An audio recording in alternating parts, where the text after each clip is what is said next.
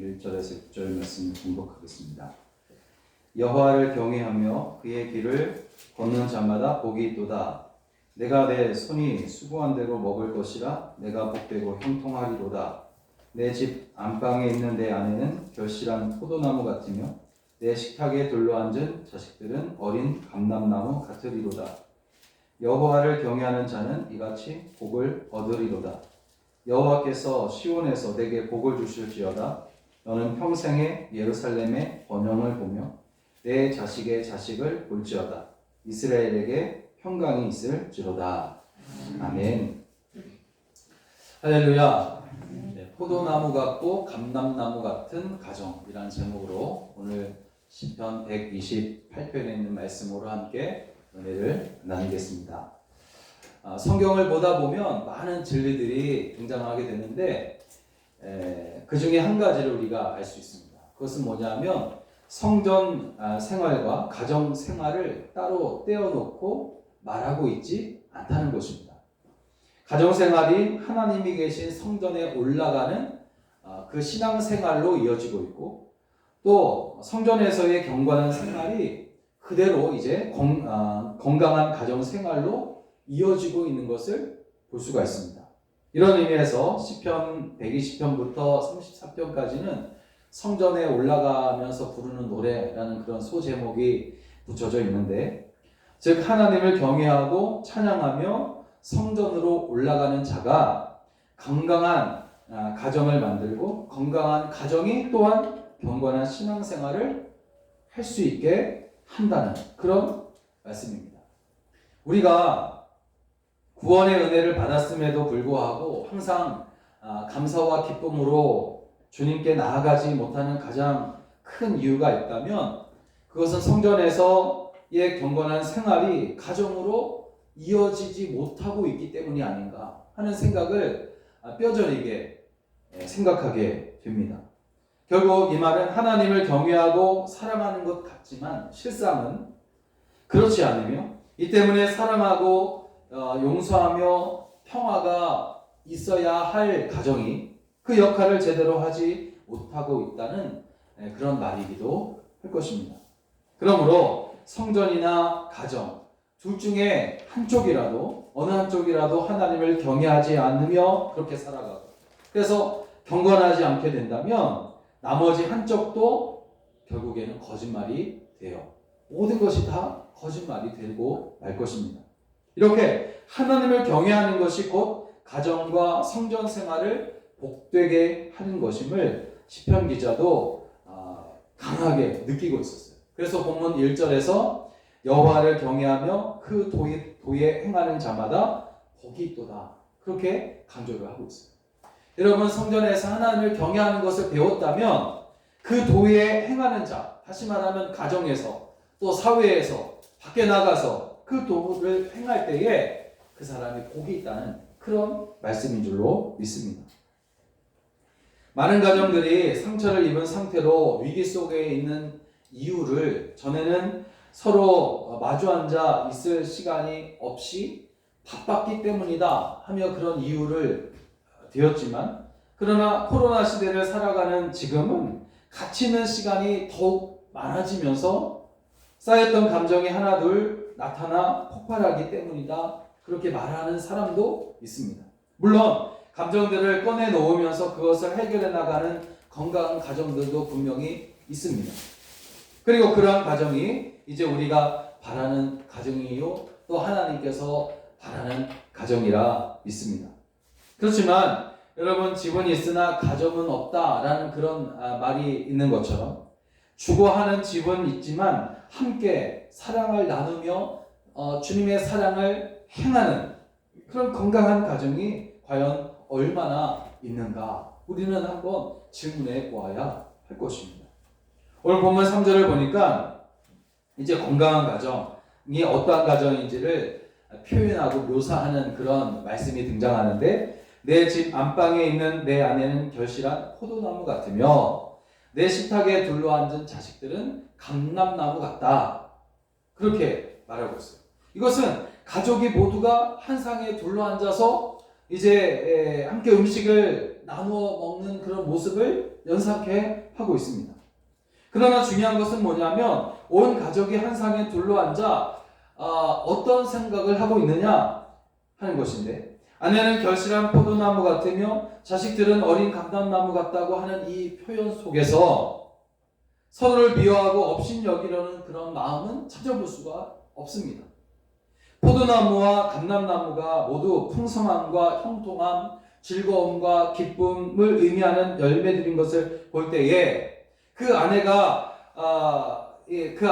결실한 포도나무 같으며 그 아이들이 감람나무 같다는 이 표현은 뭐냐면 그 가정이 형통하고 풍성하고 즐겁고 기쁨이 있다라는 것을 표현하는 그런 말이라는 거죠. 하나님은 바로 이러한 가정을 만드셨고 또한 이러한 가정이 되기를 간절히 원하십니다. 그렇다면 어떻게 하나님께서 만드시고 바라시는 그 감람나무와 같고 포도나무와 같은 그런 가정을 우리가 회복하고 또 만들 수 있을까?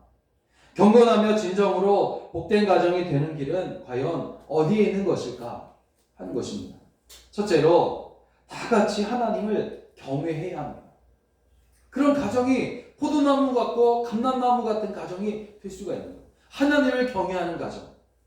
1절을 다시 보니까 여호와를 경외하며 그 도에 행하는 자마다 복이 있도다. 여러분, 이 세상에서의 복된 삶이란 바로 여호와를 경외하며 여호와의 말씀을 따라 살아가는 데에서 시작되는 줄로 믿습니다. 여호와를 경외하는 사람, 여호와의 도를 그래서 행하는 사람들이 이루는 그 가정이 바로 복된 가정이고, 하나님을 가정의 주인으로 모시고 사는 믿음의 가정이 바로 복된 가정이라는 겁니다. 여러분, 온 가족이 같은 신앙 고백을 가지고 하나님을 섬기는 믿음의 가정이 되기를 위해서 여러분 기도하시고 반드시 그렇게 되시기를 주의 이름으로 축원합니다. 정말 안타까운 일은 무엇이냐면 가족 중에 누구 하나라도 구원받지 못한다는 생각을 할 때이어야 합니다. 그게 정말 가장 안타까운 일이에요. 여러분, 모두가 정말 다 하나님을 잘 섬기며 함께 신앙생활을 하면 얼마나 좋겠습니까? 그러나 그렇지 못한 가정들이 많다는 것이 오늘 우리들의 가정의 현실이요, 또 힘들게 하는 것이 분명합니다. 그럼에도 낙심하거나 실망하지 않는 이유는 주님께서 믿음으로 구하는 것을 주신다고 우리에게 분명히 약속해 주셨기 때문입니다. 그러므로 우리는 기도하면 된다는 거죠. 구하는 것들마다, 믿음으로 구하는 것들마다 주신다고 주님께서 분명히 약속하셨으니 이제 우리는 낙심하는 것을 멈추고 기도해야 된다는 거예요. 예수님의 이름으로 구하되 여러분 금방 없어지는 것이 아니라 영원히 복되는 것을 구하시기 바랍니다. 하나님은 가족의 구원을 위해서 간절히 기도할 때에 반드시 그것을 들어주실 것이기 때문입니다. 여러분, 복된 가정은 잘 살펴보면 어떤 이 연구에 의하면 가정의 중심이 남편이 되어야 되고 또 어디는 또 아내가 되어야 되고 뭐 이런 이야기를 합니다. 그러나 여러분, 가만히 생각해 보면 복된 가정은 남편이 중심이 되거나 아내가 중심이 되는 가정이 아니에요. 그렇다고 복된 가정은 자녀들이 중심이 되는 가정도 아닙니다. 정말로 여러분, 그리스도 안에 복된 가정은 하나님께서 중심이 된 가족이요, 또 하나님을 경외하는 가정이 바로 복된 가정인 줄로 믿습니다. 사도행전을 보면 아주 유명한 부부가 하나 등장하는데 브루스길라와 아굴라 부부가 소개를 하고 있어요. 이 부부는 그리스도 예수 안에서 하나가 된 부부인데 이들은 하나님을 경외함으로 말씀에 온전히 순종하는 부부입니다. 주께서 가라 하시면 가고 멈추라 하시면 멈추는 그런 순종하는 부부, 하나님을 경외하는 부부가 이 브루스길라와 아굴라 부부인데, 이들은 가는 곳마다 교회를 세우고 머무는 곳에는 항상 믿음의 귀한 열매를 맺습니다. 로마의 박해 때문에 고린도 지역으로 옮긴 그들은 바울과 함께 교회를 그곳에서 세우는 거예요. 고린도 교회가 세워집니다. 거기서. 그리고 아름다운 믿음의 열매를 맺어요. 그리고 나중에 에베소로 돌아갔지만 가는 곳곳에 그들은 그들의 삶의 중심에, 가정 중심에 하나님을 모시고 복음을 증거하는 일에 헌신을 하게 됩니다. 이스라엘 사람들은 자녀를 하나님의 말씀으로 교육하는 것을 당연한 것으로 여기는 사람들입니다. 그들은 신명기 6장 4절부터 9절에 있는 일명 쉐마라는 이름 붙여진 말씀이 나오는데, 이 말씀은 이스라엘의 모든 부모들이 자녀들에게 가르치는 그런 말씀입니다. 어떤 말씀이 있냐면, 너는 마음을 다하고 성품을 다하고 힘을 다해 내 하나님 여호와를 사랑하라. 여러분, 이 세상에는 헤아릴 수 없는 만큼의 수많은 가정들이 있단 말이죠. 하나님께서 에덴 동산이라는 집에 아담과 하와로 하여금 최초의 가정을 만드셨습니다. 그 이후에 정말 지금까지 수많은 가정들이 이 땅에 살고 사라지고 그랬단 말이에요. 그런데 그 가정들 대부분이 하나님을 경외하지 아니하고 세상 욕심에 치우쳐서 안타까운 그런 시절을 보내었던 것을 보게 됩니다. 여러분의 가정이 정말 하나님을 경외하고 하나님의 뜻을 따라 하나님께 영광 올려드리며 살아가는 그런 가정이 되기를 주의 이름으로 축복합니다. 그러기 위해서는 부부가 연합하고 부모와 자녀가 그리스도 안에서 연합해야 된다는 거죠. 그래서 정말 하나님을 경외하고 그의 뜻을 이루는 그런 가정이 될 때에 그 가정은 반드시 복된 믿음의 가정이요 경건한 가정이 되는 것입니다. 여러분, 이러한 가정이 다 되시기를 위해서 기도하시고 또 다 응답받게 되시기를 주의 이름으로 간절히 축원합니다. 두 번째로, 포도나무와 같고 감람나무와 같은 그런 가정이 되기 위해서는 항상 기도하는 가정이 되어야 된다. 여러분, 경건한 가정의 특징이 무엇인지 아십니까? 그것은 기도의 능력이 나타난다는 거예요. 경건한 가정의 특징은 기도의 능력이 나타난다. 여러분, 사도행전 10장을 보면 고넬료라는 사람의 가정이 소개되어지고 있는데, 고넬료의 가정을 소개할 때 특이한 점은 뭐냐면 그 가정이 항상 기도하는 가정이요 기도의 능력이 나타나는 가정이라고 고넬료 가정을 소개하고 있어요. 이 가정의 기도는 정신없이 습관적으로, 정성 없이 습관적으로 하는 그런 것이 아니었어요. 만약에 그들이 그 가정에 의미 없이 기도를 습관적으로 했다면 기도의 능력은 그 가정 속에 나타나지 않았을 것입니다. 그런데 고넬료의 가정은 기도할 때마다 기도의 능력이 나타나는 거예요.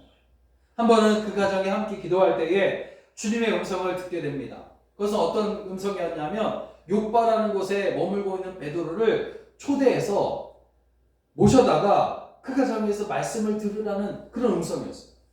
그리고 그 음성대로 순종했더니 이제 성령이 그 가정에 충만하게 임하게 되면서 온 가족이 성령 충만하여 방언으로 말하는 그런 체험을 하게 되는 거예요.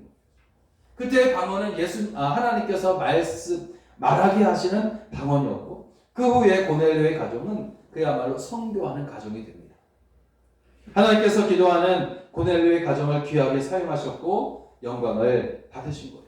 그러면 여러분, 그 가정이 얼마나 복된 가정이 되겠습니까? 데살로니가전서 5장 17절에서 바울은 쉬지 말고 기도하라 말했고, 사무엘 선지자는 기도 쉬는 일을 죄라고 아주 단호하게 선포하기도 했어요. 다니엘은 기도의 사람이었습니다. 죽을 것을 알면서도 기도를 멈추지 않았던 다니엘은 결국 굶주린 사자굴에 던져졌지만 하나님은 그를 그곳에서 구원해 주셨을 뿐만 아니라 하나님과 사람들 앞에 높임을 받은 그런 인물이 되게 하셨고, 정말 많은 사람들에게 존경받는 사람이 되게 하셨단 말이에요. 오늘 여러분의 가정이 이러한 기도의 능력이 나타나는 그런 가정이 되시기를 주의 이름으로 간절히 축원합니다. 세계적인 자동차 회사인 미국의 제너럴 모터스사의 최고의 엔지니어 찰스 캐터링이라는 사람은 뛰어난 기술을, 이 자동차에 대해 있어서 아주 뛰어난 기술을 가지고 있었던 아주 유명한 사람인데, 어느 날 한 모임에서 사회자가 그의 손을 높이 잡고 들면서 이 손으로 한 일 중에 당신이 가장 귀하게 한 일, 중요한 일은 무엇입니까? 이렇게 물었다고 해요. 사회자는 물론이고 사람들은 생각하기를 자동차를 만든 손이라고 하면서 외쳤습니다. 그런데 그가 이렇게 말하는 거예요. 이 손으로 한 일 중 가장 중요하고 가장 귀한 일은 두 손을 모으고 하나님 앞에 엎드려 기도한 것입니다. 그렇게 이야기했다고 그러죠. 여러분, 기도는 큰 힘과 능력을 하나님으로부터 끌어다 사용하게 하도록 하나님께서 우리에게 주신 하나님의 귀한 선물인 줄로 믿습니다. 이런 기도하는 가정의 자녀들은 마침내 잘되고 마침내 형통하게 될 것인데, 하나님이 자녀를 위해 기도하는 그 부모의 기도를 결국에는 들어주실 것이기 때문입니다. 여러분, 기도하는 가정이 경건한 가정이고 복된 가정입니다. 포도나무 같고 감람나무 같은 가정이 바로 기도하는 가정입니다. 한 아버지가 있었어요. 사춘기를 심하게 겪고 있는 중학생 아들과의 관계를 회복하고 싶어서 온갖 애를 썼지만 다 소용이 없었습니다.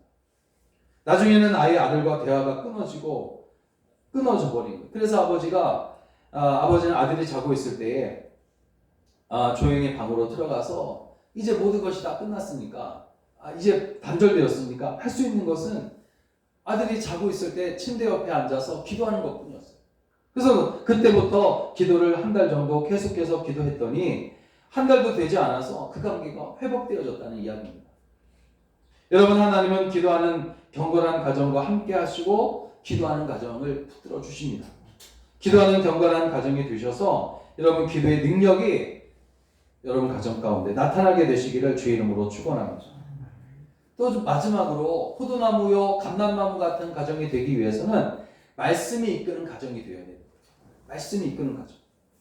여러분, 말씀이 살아있는 가정은 예수님이 주인 되는 가정이고, 또 주인 되신 분 때문에 복된 가정이 되며 경건한 가정이 되는 줄로 믿습니다. 히브리서 4장 12절을 보니까 말씀의 능력을 아주 잘 설명하는 그런 말씀이 히브리서 4장에 나오는데, 하나님의 말씀은 살았고 운동력이 있어서 좌우의 어떤 날성검보다도 예리하여 혼과 영과 및 관절과 골수를 찔러 쪼개기까지 하며 또 마음의 생각과 뜻을 감찰한다. 이런 말씀의 능력이에요. 성경은 보통의 책처럼 흥미를 끌어서 인기를 얻으려는 목적으로 쓰여진 책이 결코 아닙니다. 성경은 여러분 인간의 말로 문자화된 살아계신 하나님의 말씀이어서 그 말씀이 믿는 자에게 생명을 주고 문제를 해결하는 거예요. 여러분의 가정이 하나님의 이런 말씀의 능력이 나타나는 가정 되시기를 주의 이름으로 축원합니다.